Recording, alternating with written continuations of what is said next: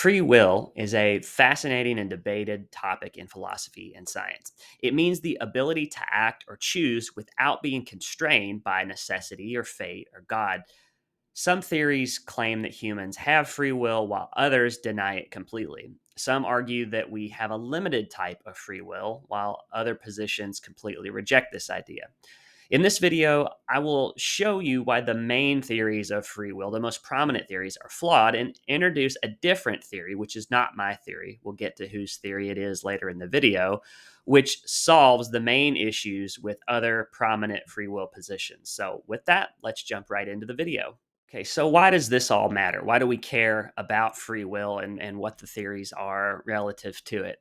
Well, free will is important for our personal and social lives. It affects how we see ourselves and our future possibilities. If we believe in free will, we feel more confident, happy, and hopeful about the future. We think that we can grow and improve ourselves.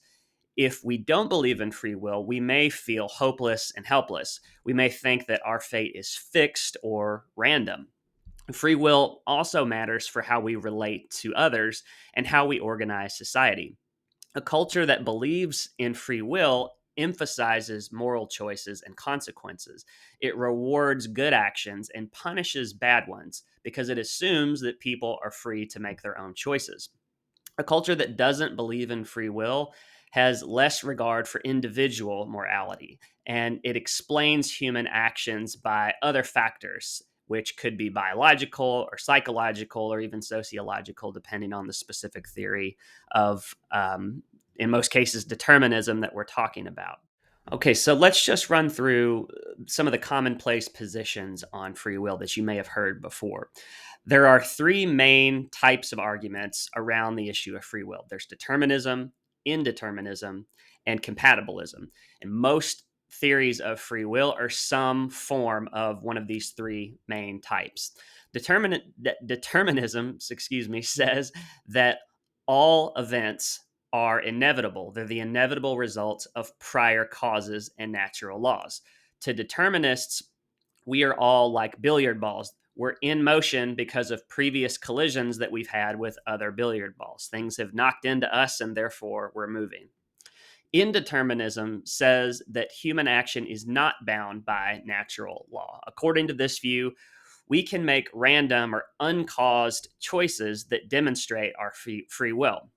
Indeterminist arguments have been based on everything from supernatural souls given to us by a god, and they've also been based on the randomness that we sometimes see in the world of quantum physics. The third type of theory is compatibilism, which basically says that humans can make choices, but those choices are in some respects just a response to unchosen factors, such as desires that we might have or knowledge. For example, you can choose to bring an umbrella with you on a cloudy day, but the knowledge of clouds and rain are determined by past experiences. Now, let's talk about some of the problems with these primary types of arguments because there are issues I want to touch on for each. So, none of these three views can adequately support or reject free will because they all have some serious flaws. So, we'll start with determinism.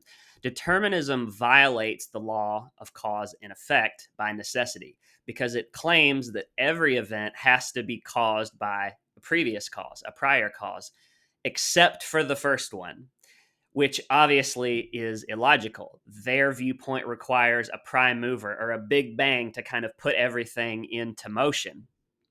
The question is, how can a chain reaction start without some kind of push? How can the first domino fall all by itself? Determinism doesn't have a great answer to this question. What caused the first cause? Okay, so now let's talk about the issues with indeterminism. Indeterminism claims that human choice is free from the laws of cause and effect, but they can't provide a logical explanation for why. How can humans act without any reason or motive? How can they escape the influence of, say, their environment or their desires or their goals? Their only answer is really that reality must in some way be inconsistent or inherently irrational in order for us to have this freedom to violate the laws of cause and effect. Okay, now the third viewpoint is compatibilism. The issue with compatibilism is that ultimately it reduces back down to a type of determinism because it claims that while we do have choices, those choices are determined by unchosen factors. This means that choice is not an independent action, but a passive reaction to external factors. Compatibilism cannot solve the following problem: how can choice be free if it's only a passive reaction to unchosen factors like a feeling or knowledge about something that you have? Okay, now I'm going to share a different theory of free will that argues in favor of free will, and I think does so in a way that is fully rational, verifiable, and resolves the challenges with other pre free will theories. So, this theory says that free will is a cognitive type of freedom, which is not determined by prior causes. To understand this, we need to distinguish between two types of cognitive capacities: perception and conception. Perception lets us use our senses to recognize objects in space. For instance, we see a cup as one whole thing, not thousands of individual light rays that are, striking our retina at any given moment. Perception is automatic and effortless. We don't have to think or put forth cognitive effort to see the cup in front of our eyes. It just appears when we look. And this is an ability that we share with many types of animals. We can't choose what we perceive, so we are determined when it comes to the perceptual level of things. We're passive receivers of perceptions, just like a mirror reflects whatever is in its surroundings. And many of our other types of cognitive events are determined by perceptions, such as maybe an experience that triggers an emotional response or triggers you to have a memory of something that has happened in the past. But humans have another ability that's called conception, which works very differently from perception and is not determined. Conceptual thinking is more than just noticing what's already in nature. It is an ability to make and connect abstract ideas that go beyond the perceptual level. For example, Thomas Edison used conceptual thought to invent the light bulb. It was not a natural or unavoidable result of physical events or some chain reaction of things, nor was his invention just a copy of something that already existed out there in nature. His invention needed a decision by him to focus and think abstractly in order to create something that did not exist on the perceptual level. So thought is not automatic because it involves reasoning, which must be a voluntary and active process. Reasoning is active because it demands mental effort and choice. For example, you couldn't cause a child that is attempting to learn multiplication, you couldn't cause them to understand that 10 times 10 equals 100 just by forcing them to stare at those figures on a page. The child would have to decide to focus and go through the put forth the effort of thinking in order to gain the understanding where that would actually make sense to him that 10 times 10 equals 100. Reasoning is voluntary, and we can either decide to do it or not to do it. There's no necessity that we make new concepts or come to conclusions or pass judgments or come up with questions about things. These types of conceptual level actions only happen if we decide to think about them and do them. And this is different from perceptions, which are just given to us by our senses without any choice or action. Free will exists. And what it is our ability to think conceptually instead of only using our perceptions, which is what animals do. Humans can always choose to act on the animal level, to act only on perceptions. They can choose not to think about things. And unfortunately, a lot of people end up doing this most of the time. But we do have the ability to choose to activate our abstract thinking, to think on the conceptual level, which is a uniquely human capability. And that is what free will is all about. All right, now let's talk about how can we know that this theory that I've just explained is valid? Well, one way we can verify that thought isn't determined is to recognize that thinking is neither automatic nor infallible like perception is. Perception is just the direct result of a physical interaction between your sense organs and things that exist in the environment. Perception is just like a mirror that's reflecting reality. Perceptions are therefore not subject to error or judgment. They just are what they are, they exist. Thinking, on the other hand, is an attempt to match reality or to match truth, but we can fail at this in our thinking. For example, when we come up with a theory or a guess, we need to then check that theory or guess with evidence that comes from perception to make sure that it matches reality, that it is true. If thinking were determined like perception was, then it would not be error prone. We wouldn't even need the idea of true or false or right or wrong. And if this were the case, then solving complex problems such as how to create $1 billion company would be very easy and require no effort. It would be just as obvious as seeing a stop sign in front of your face. But thinking can't be determined because we have all made mistakes in our thinking, and we've had this experience of making a wrong calculation or making a prediction that didn't come true. So our ability to make errors shows that thinking is not bound by some physical chain of events, by some physical law. It is not determined and therefore is free.